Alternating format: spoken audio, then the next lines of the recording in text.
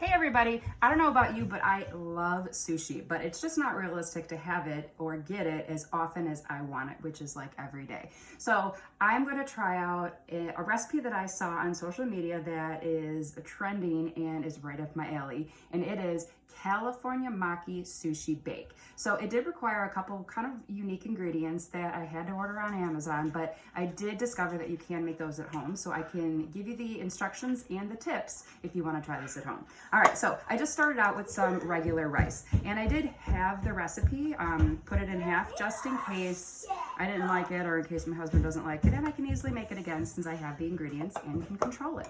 So to that, or kind of one thing that helps to make the rice a little bit fancier, is I have some rice wine vinegar, and to that is just a little sugar and a little salt. So we want a little bit of flavor in the rice so it's not just plain rice. So I just pour that in there. I'm gonna mix it up really quickly. And it does call for, this does need to be baked, and so it does call for some kind of baker. I am just going to use my enameled cast iron because I like the size of it, and it usually bakes up really pretty. So I think this is gonna be a pretty bake. And here's the really tough part. You just kind of dump it in. And that's one thing I like about doing things at home, is I really don't have to impress anybody with what it looks like, and I can modify it if need be to make it as easy as possible. So if there's an ingredient you don't like, or if there's, a method that you don't like or whatever, you can easily adjust it. All right, so all I have is my rice here. I did just use regular rice, cooked on the stove top. It does call for sushi rice. I don't have that. I didn't want to go out and get yet another special ingredient, so I just didn't. All right, here is my mise en place. I have all of my ingredients ready to go. Fancy cooking term because I love to watch cooking shows, but it's pretty much, I cut everything up ahead of time so you don't have to watch. But I did use my sharp knives just so that I didn't cut myself.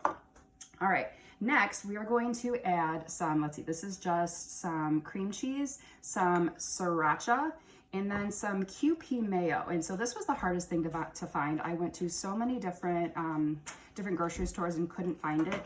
It's, I guess, beloved in the Japanese culture, and it's basically regular mayo with some extra spices. So I believe it was red rice wine vinegar and some other spices that make it special. So I'm gonna test it out and see if I notice a difference. I didn't wanna just test it yet because I wanna kind of try it all together, but this is QP mayo.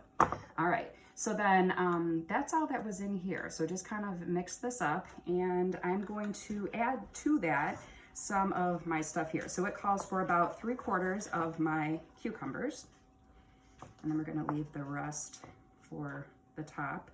3/4, I don't know if you can see this, I do have some diced up mango, and then some crab. I happen to love imitation crab, and it looks like I probably should have got a bigger bowl. Love imitation crab. I could have shredded it probably a little bit better, but I just gave it a quick chop.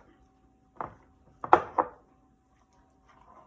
wonder if this is how messy it is behind the scenes. Actually, no, at sushi restaurants, it's not this messy because I love to watch people make sushi.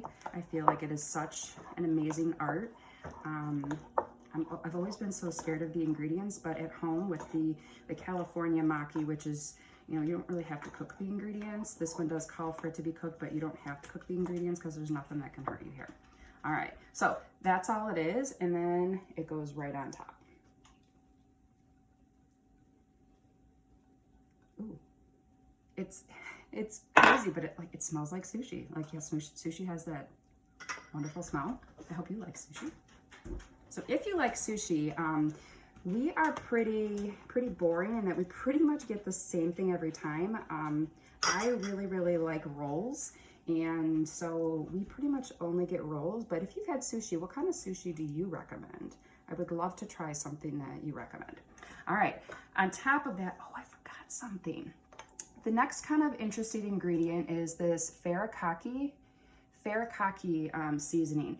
And what I did learn, this was another one that I could not find anywhere. It's basically a rice seasoning, but it's basically just sesame seeds, sugar, and some seaweed. But I didn't want to kind of have to deal with all that, and I really like trying recipes out by following the ingredients like to a T, other than I, messed up the order here. I really like to try it out the way that it's supposed to. So here's what it looks like so far with that furikake. I feel like I'm just like fancy. All right, and then on top of that, it says to add just a layer of this cucumber and this mango. I'm trying to think, like I know I've had mango in my sushi before, but like in a California maki, like I don't know, like it just, I'm super excited to try this out. I feel like I'm maybe discovering the secret to life here, or I'm not gonna like it, or somebody's not gonna like it, I don't know, but I'm really excited. All right, so then if you look at it now, it's okay, but if you wanna really make it look like, you know, the fancy restaurants and everything, it's the toppings that get it for me. So here we go. This is sriracha, so like, it's gonna be spicy. Yay! Oh yeah, here, I'm gonna move that so that you can see. So there's that. Move this out of the way. I don't want to put it on my dirty cutting board. And then my Kewpie mayo. Let's go. I feel like they always go the same way, so we're gonna go the same way. And I'm gonna try it.